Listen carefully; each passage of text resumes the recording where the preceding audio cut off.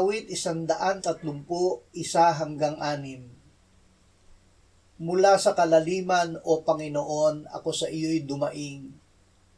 Panginoon, tinig ko'y pakinggan, mga pandinig mo'y makinig sa tinig ng aking mga karaingan. Kung ikaw, Panginoon, ay magtatala ng mga kasamaan, O Panginoon, sino kayang makakatagal?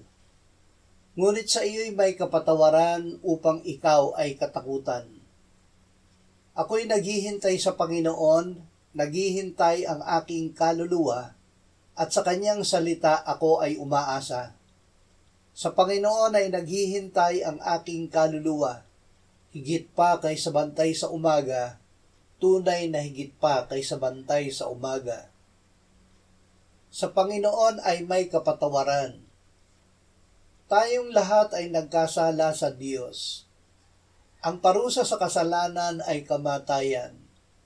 Ngunit ang ating Diyos ay mahabagin at mapagbiyaya. Hindi siya nagtatala ng kasalanan. Kung hindi siya gayon, tayong lahat ay mapupuksa. Ngunit sa Kanya ay may kapatawaran. Upang tayo ay mapatawad, ibinigay niya ang Kanyang tanging anak na namatay para sa atin.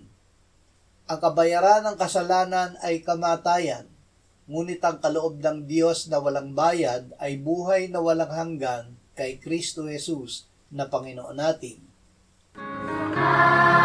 Sumainin sa akin.